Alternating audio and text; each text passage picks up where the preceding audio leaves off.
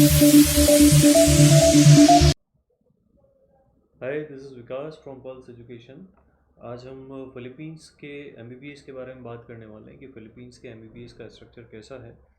किस तरह से आजकल मार्केट में कुछ लोग गलत ढंग से प्रमोट कर रहे हैं, उसके बारे में हम कुछ नोटिफिकेशंस जो हैं चैट का वो देखने वाले हैं। तो आइए हम शुरू करते हैं आज का सेशन। देखिए, फ़िलीपींस का जो पैटर्न है वो कुछ ऐसा है कि सबसे पहले बीएस प्रोग्राम होता है, फिर एनमेट का एग्ज़ाम होता है और फिर एमडी कोर्स होता है। तो ये फ़िलीपींस का एक कोर्स स्ट्रक्चर है। बीएस कोर्स आपका 2 इयर्स का है, फिर एनमेट का एग्ज़ाम जिसमें आपको 40 परसेंटाइल आपको लाना होता है, और फिर एमडी प्रोग्राम 4 इयर्स का।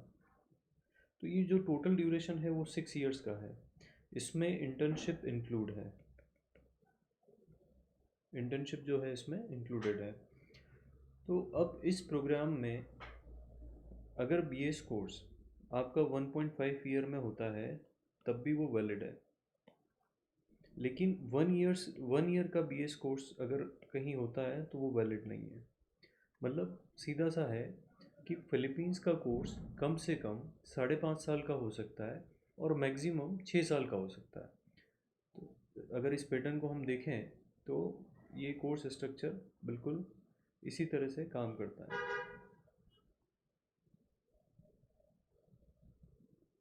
अब हम बात करते हैं कि अभी कौन से कॉलेजेस में किस तरह का स्ट्रक्चर है।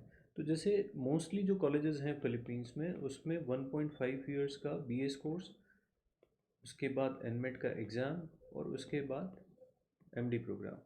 तो ये जो टोटल ड्यूरेशन है, टोटल ड्यूरेशन जो है वो 5.5 इयर्स इंक्लूडिंग इंटर्नशिप।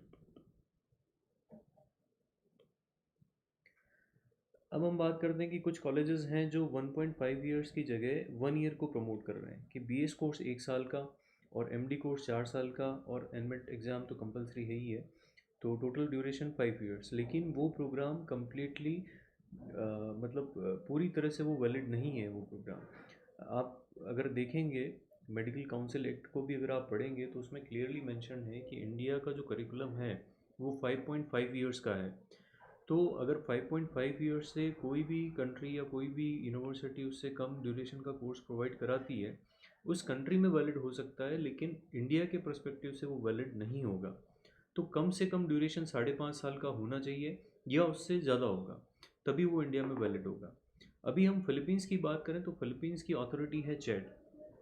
चैट ने अपने नोटिफिकेशन में और एक एडवाइजरी में रिटर्न में ऐसा मेंशन किया है कि 1 साल का जो बीएस कोर्स अगर कोई यूनिवर्सिटी करवाती है फिलीपींस में तो वो वैलिड नहीं है।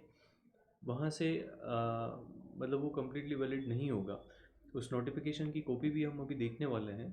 तो आप ये मान के चलिए कि फ़िलीपींस के लिए अगर आप कहीं से भी एडमिशन के लिए प्रोसेस कर रहे हैं तो कम से कम 18 मंथ्स का प्रोग्राम है, 1.5 साल का बीएस कोर्स है, उसके बाद एनमेट का एग्ज़ाम है जिसमें 40% स्कोर करना है मिनिमम। फिर कॉलेज की रिक्वायरमेंट हो सकती है कि किस कॉलेज का कितना रिक्वायरमेंट रहेगा, और उसके बाद 4 साल का एमडी प्रोग्राम। तो कम से कम 5.5 साल का ड्यूरेशन रहेगा। ऑन रिकॉर्ड्स बात करें तो ऑन रिकॉर्ड्स का मतलब है कि अगर हम बीएस कोर्स ऐसा मानते हैं कि 1.5 साल नहीं और किसी यूनिवर्सिटी में 24 महीने का है मतलब 2 साल का है, तो आपका वो कंप्लीट एमबीबीएस कोर्स जो रहेगा वो 6 साल का रहेगा। अभी मैं आपको दिखाता हूँ कि जो नोटिफिकेशन है ये आप देख सकते हैं। Clarification from Chad on the validity of a 1 year pre medicine course in the Philippines and related laws on the matter। ये Philippines embassy of the Philippines है, न्यू दिल्ली इंडिया। इसका लिंक, इस वेबसाइट का लिंक और particular इस जो page आपके सामने ओपन है ये, इसका लिंक वीडियो के डिस्क्रिप्शन में भी दिया हुआ है।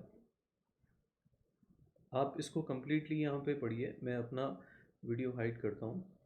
अब इसमें आप देखेंगे फर्स्ट क्लैरिफिकेशन इसमें दिया हुआ है। आप देखेंगे कि clarification from CHED on the validity of a 1 year pre medicine course in Philippines and related laws on the matter is a 1 year pre-medicine degree like BS AB authorized in Philippines as a prerequisite to the Doctor of Medicine program is valid इसमें answer में दिया हुआ है no, the Philippines medical act 1959।